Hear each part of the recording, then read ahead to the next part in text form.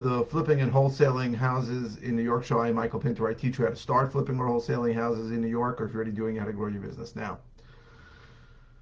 very broad question today, which is how to invest money in real estate, right? Pretty much as broad as you get. And we'll handle a few different topics. So, the most obvious one when you think about the really wealthy people, they buy very large income producing assets. So, large multifamily project, um, apartment building with a couple hundred units.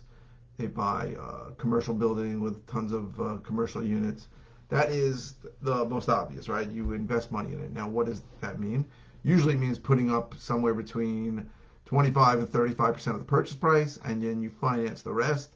The lender is going to want to make sure that there is debt service coverage so that the income coming from the property is going to pay the loan, and hopefully there's a decent return on your money. I'd say as recently as 20 something years ago, people wanted a decent rate of return, 7-8% rate of return on their cash, so a cap rate.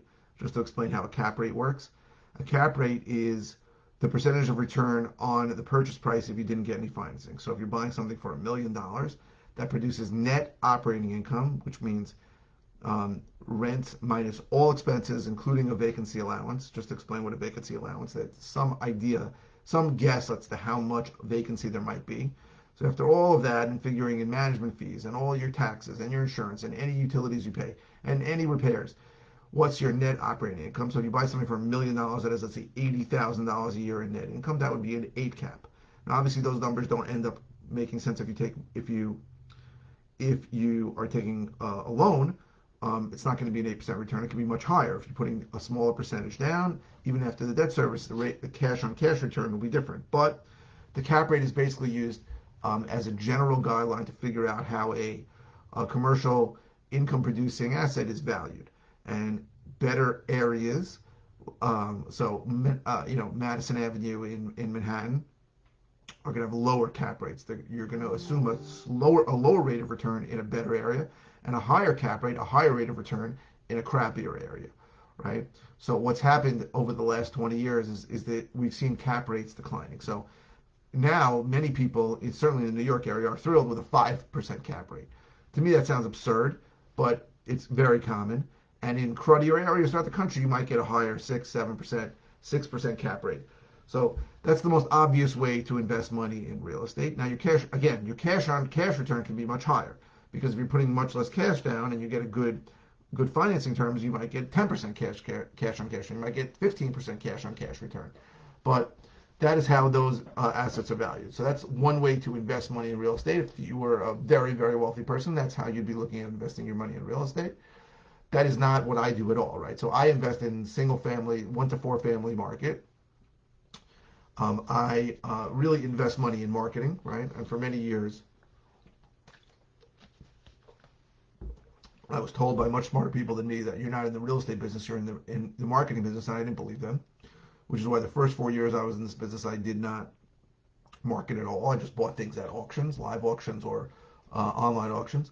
And then about 6 years ago, I realized, hey, I need to get into the marketing business. Started marketing direct to seller, so I can buy properties at enough of a discount that I have the choice of whether to keep them and rehab them, or possibly wholesale them, which means I do minimal work to them and put them out on the retail market, or wholesale the contract where I can just get paid on the contract and not even close on the property. So that is what I do. So I invest my money basically into marketing, and then when I get a deal that I can buy at a deep enough discount, I'll invest some money into the deposit, the EMD, the earnest money deposit, which is very different in New York than other places, because standard deposits in New York are 10%.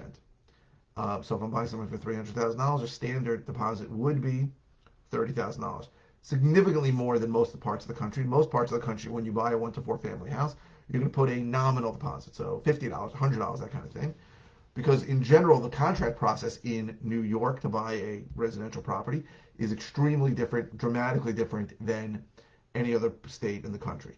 In 49 states, a transaction happens between a buyer and a seller. I'm a buyer, you're a seller. We agree on a price. I take out a contract, we sign a contract, and we're in contract. Usually there'll be an inspection contingency period, so I'll be able to inspect the property for 2 weeks. during that period of time, I can get out of the contract, you can get out of the contract, anybody can get out of the contract, and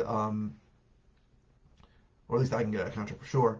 And then technically my contingency period is over. So if you're looking at other gurus on the internet, they may take the wholesaling is risk free because you can just try and find a buyer during that inspection period, and if you can't, you can get out of the contract. Right? In New York, that's not how it happens. A transaction takes place between a seller's attorney, who generates the contract, and the buyer's attorney, your attorney, who is going to negotiate over this contract. And attorneys are not going to prepare a contract if there is an easy out contingency in it. So in New York, when you agree to terms on a deal, and it's happening to me dozens of times,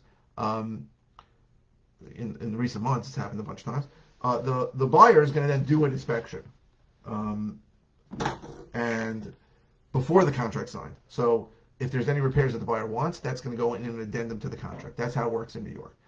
So it's very different, and in general, it causes people who try to do what I do in New York a lot of anxiety and stress and thinking, well, how am I going to know if a deal is a deal? So that's another way to invest in real estate. That's the way that I do it. Now there are other ways to invest in real estate. So I borrow private money from lenders, and if you're interested in, let's say, investing in a deal, you can lend me the money. You will get a double-digit rate of return, and you are protected. And some of my private money lenders are extremely old, so I'm probably going to need new private money lenders in the coming months and years. So if you're interested in investing, you can certainly call my number. It's all over the page, but it's 516-209-2010 if you're interested. Oh, we got some. Do you offer a coaching mentor program? Yes, absolutely, Patrick. I offer. So at the end, I'm going to talk about a course I teach and a coaching program. Wow. Yeah. Joel Kruger, are you finding or did you find more opportunities as a result of COVID? The reason I asked about an influx of New Yorkers over the past year. So in the beginning, COVID pretty much, I usually don't answer questions on these, but COVID pretty much shut down New York market for about 5 months. I'd say March, April, May, June, July, August, maybe 6 months, nothing was going on. But what's happened since then is because of this absurd eviction moratorium, I've been buying a lot more properties from pissed off landlords, tired landlords, you might say. So this eviction moratorium is slated to end in January 15th, and it's a double-edged sword for me because I bought a bunch of properties where I can't get the tenants out. So if the eviction moratorium ends, I'll be able to get them out and monetize those deals and stop paying holding costs on them. But it'll probably give me less deals because some of these tired landlords feel like, well, if the moratorium ends, then I can get the tenants out. They're going to find that the courts are backed up. But I think a lot of these tenants who are basically telling me to F off are going to think differently about their situation once the moratorium ends. That's what I hope. Anyway, yeah, in general, I have to pay off a lot of these tenants to get out. But did I see more opportunities as a result of COVID? I don't know. Again, we saw nothing going on for 6 months, and I had 14 properties that were for sale that took forever to get done, but I got them out of the system. They're all gone. But it changed things. Like during COVID, I created the course and mentoring program and the coaching program, which has resulted in other revenue streams for me. So that's good. But on my business, it was a tough year last year. This year's a little better, and I don't know if the direct result of COVID is hard to tell. But I don't think, a lot of people when they want to get into this business, they think, well, is this a great time to get into the business? And I think it's a foolish question because it's always a good time to get into the business. The reasons why people sell to investors at a discount, so whether it's a personal problem or a house problem, right, a condition problem or a municipal problem, those things don't change. They're always there. They never change.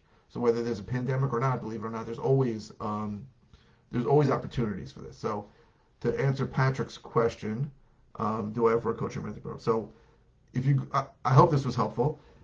If you go to howtoflipnewyork.com, you can find out all the ways that I can help you. If you're interested, I teach a course that I offer a course that teaches to do what I do. It's called howtoflipnewyorkcourse.com. And then I do offer coaching. And if you want more information about that, you can go to coaching.howtoflipnewyork.com. And that's pretty much you can get all the information. Mentoring, I count that differently. I don't want to get into mentoring, but if you want, you can call my number and I'll talk to you about it, 516-209-2010. So please keep the comments coming. If you're watching on YouTube, please subscribe. If you're watching on any platform, please hit the thumbs up.